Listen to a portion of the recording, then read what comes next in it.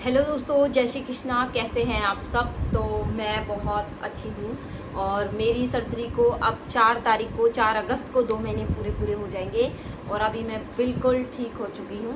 और दोस्तों, मेरी सर्जरी को लेकर के काफ़ी मैंने जो पिछले वीडियो में मैंने डाला था अपनी ओवेरियन सिस्ट को लेकर क्या मेरा एक्सपीरियंस रहा है, तो उसमें मेरे कुछ सब्सक्राइबर के कुछ क्वेश्चंस थे कि आपकी जो है वो कितने सेमी की सिस्ट थी, आपके कितने बच्चे हैं, आपको कोई प्रॉब्लम तो नहीं हुई सर्जरी के बाद, और मुझे 10 सेमी की सिस्ट है तो मुझे सर्जरी करवानी चाहिए या नहीं करवानी चाहिए, और या फिर प्रेगनेंसी में कोई सर्जरी करवाने के बाद कोई प्रॉब्लम तो नहीं आएगी। तो इन सभी क्वेश्चन के रिप्लाई मैं अभी आपको देने वाली हूँ। और अभी मैं आपको पहले मेरी ये सोनोग्राफी जो मैंने करवाई थी वो आपको दिखा देती हूँ यहाँ। तो देखिए, अभी मैं आपको मेरी सोनोग्राफी दिखा देती हूँ कि मेरी जो सिस्ट थी वो किस टाइप की थी। तो देखिए, यहाँ पे लिखा हुआ है राइट ओवेरियन सिंपल सिस्ट और इसका साइज़ भी यहाँ पे दिया हुआ है। तो मेरी जो सिस्ट थी ना दोस्तों, वो सिंपल थी और 8 सेमी की सिस्ट थी। पहले जब मैंने पटना में एक डेढ़ साल पहले जब सोनोग्राफी करवाई थी ना दोस्तों, तब वो 6 सेमी की थी। और वो धीरे धीरे करके, मतलब हमने जैसे दवाइयों का सोचा कि चलो दवाई लेकर के ठीक हो जाएंगी, तो ऐसे दवाई लेने के चक्कर में हमने थोड़ा सा डिले किया तो वो 2 सेमी और बढ़ गई। छोटी अगर साइज़ में होती है ना, में अगर सिस्ट है ना दोस्तों, तो वो दवाइयों से डिज़ोल्व हो जाती है, उसमें आपको टेंशन लेने की ज़रूरत नहीं है। सेमी में अगर आती है थोड़ा, जैसे 5 सेमी से कम भी होती है, तो भी वो दवाइयों से डिज़ोल्व हो जाती है। आप डॉक्टर से कंसल्ट कीजिए, उनसे मिलिए और वो आपको दवाई देंगे तो वो डिज़ोल्व हो जाती है। मेरी पहले 6 सेमी की थी, उसके बाद वो धीरे धीरे करके 8 सेमी की हो गई थी। और जो सिस्ट होती है ना दोस्तों, वो अलग अलग टाइप की होती है, जैसे चॉकलेट सिस्ट भी होती है, मेरे सिंपल सिस्ट थी। और जो सिस्ट होती है ना, वो एक बैलून के जैसी होती है, जैसे गुब्बारा होता है ना, गुब्बारे में हवा भरते हैं अपन, ऐसे जो सिस्ट होती है ना, जैसे गुब्बारे की जैसी होती है, उसमें लिक्विड भरा होता है। और मेरी राइट ओवरी में थी। और इसके साथ सिस्ट में ये प्रॉब्लम होती है कि अगर आप, जैसे आपने देखा है कि हम तराजू में सामान तोलते हैं, अगर हम एक जगह रखेंगे ज़्यादा वजन, तो वो उस साइड में ज़्यादा वजन हो जाएगा, तो वो नीचे हो जाएगा उधर का पलड़ा। ऐसे ही हमें, जैसे मेरी राइट ओवरी में थी, तो डॉक्टर के पास जब मैं गई ना, तो मैंने बोला डॉक्टर को कि इसकी सर्जरी करवाना ज़रूरी है क्या। तो डॉक्टर ने बोला कि देखो, आप अगर सर्जरी नहीं करवाओगे, मानो आपके सडनली, मतलब वो जो सिस्ट है वो ट्विस्ट हो जाएगी, तो ब्लड सर्कुलेशन नहीं जा पाएगा उसके अंदर, है ना, तो उससे आपको प्रॉब्लम हो सकती है। और या फिर अंदर वो ब्लास्ट हो गई, रैप्चर हो गई अंदर, तो आपकी ओवरी में इन्फेक्शन होने के चांस हो सकते हैं। तो इसके लिए फिर वो तुरंत आपको सर्जरी करवानी पड़ेगी। इसलिए बढ़िया है कि आप पहले सर्जरी करवा लें, तो आपके लिए बेटर होगा। इसीलिए मेरे को डॉक्टर ने सजेस्ट किया था। और फिर मैं, मतलब मेरी स्कूल की छुट्टियां भी चल रही थी, तो मैंने ये करवाना सही समझा। और कुछ जो सब्सक्राइबर ने सवाल पूछे थे, उसमें जो है पहला सवाल था ब्लडिंग आफ्टर सर्जरी। तो सर्जरी के बाद मुझे कोई ब्लडिंग हुई या नहीं हुई? नहीं, ऐसा मुझे कुछ भी नहीं हुआ दोस्तों।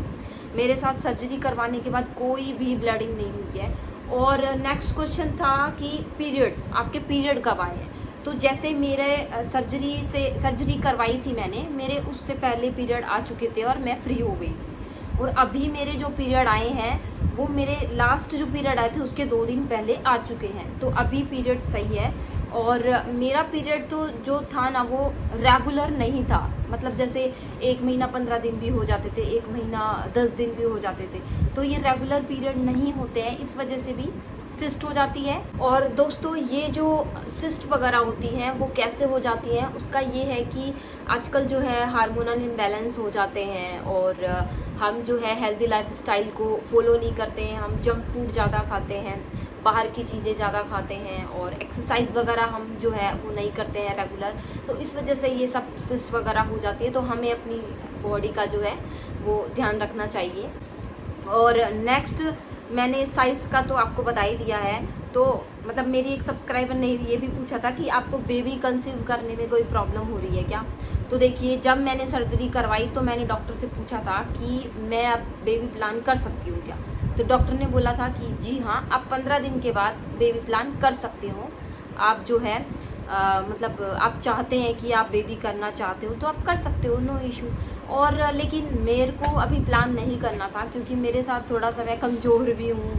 तो इस वजह से मैंने सोचा कि मैं थोड़ा 3-4 महीने थोड़ा रेस्ट करके फिर ही मैं बेबी का प्लान करूँगी। और ऐसी सर्जरी करने के बाद ऐसी कोई प्रॉब्लम नहीं आती दोस्तों, आप कंसीव कर सकते हो बच्चा।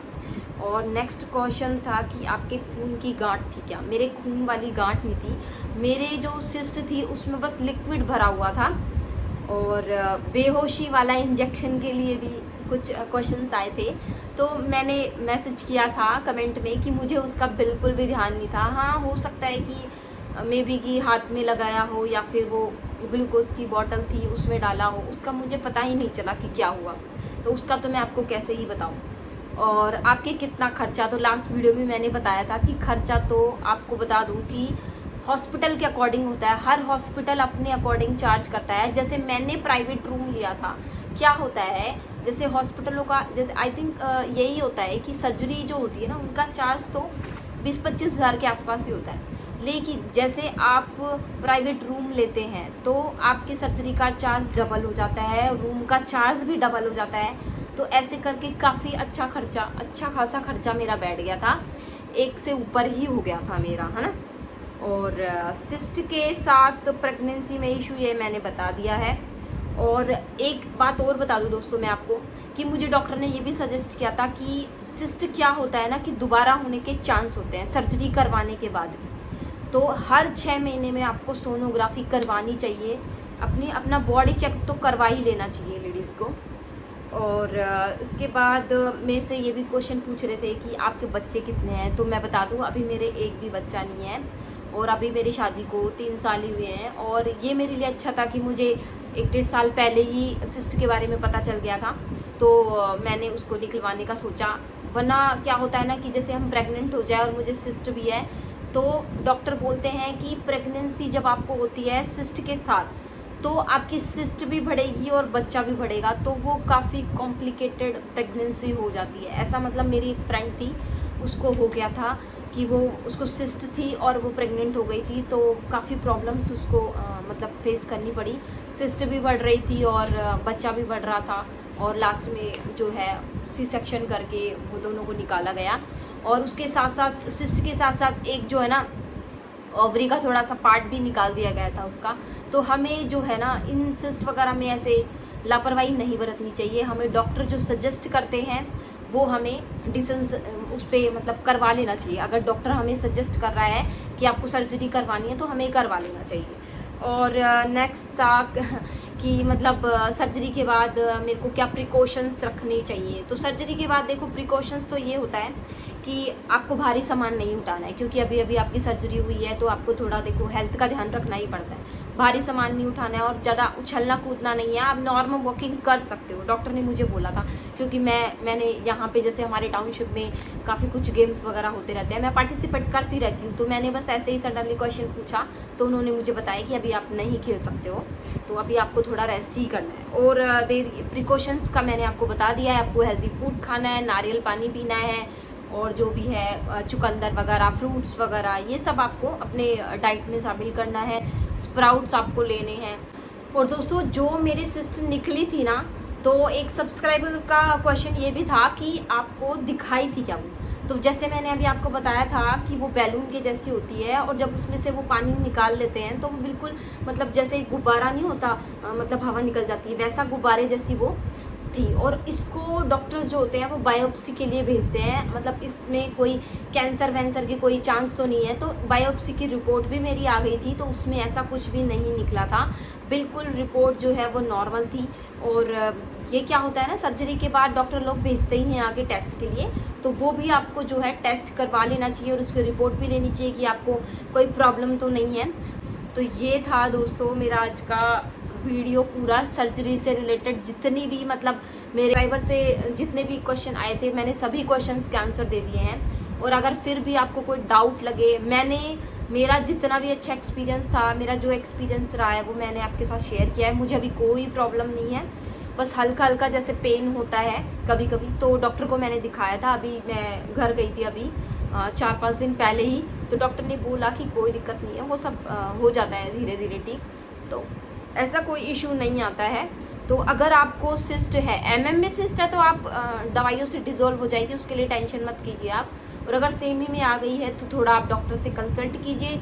डॉक्टर कभी भी गलत एडवाइस नहीं देते हैं, डॉक्टर्स वो पढ़े लिखे हैं, आपको समझना चाहिए ये। तो हमें जो है ऐसे कई बार होता है हम अंधविश्वास में पड़ जाते हैं, हम झाड़ा वाड़ा लगवाते हैं, ये सब करते हैं, तो वो सब नहीं करना चाहिए, हमें डॉक्टर की सलाह माननी चाहिए। तो दोस्तों ये था मेरा आज का ब्लॉग। आपको कैसा लगा, थोड़ा सा भी अगर पसंद आया हो, आपको कुछ भी जानकारी मैंने दी हो जो आपको अच्छी लगी हो, तो प्लीज़ मेरे चैनल को लाइक शेयर एंड सब्सक्राइब कीजिएगा। मिलते हैं नेक्स्ट ब्लॉग में, तब तक के लिए बाय।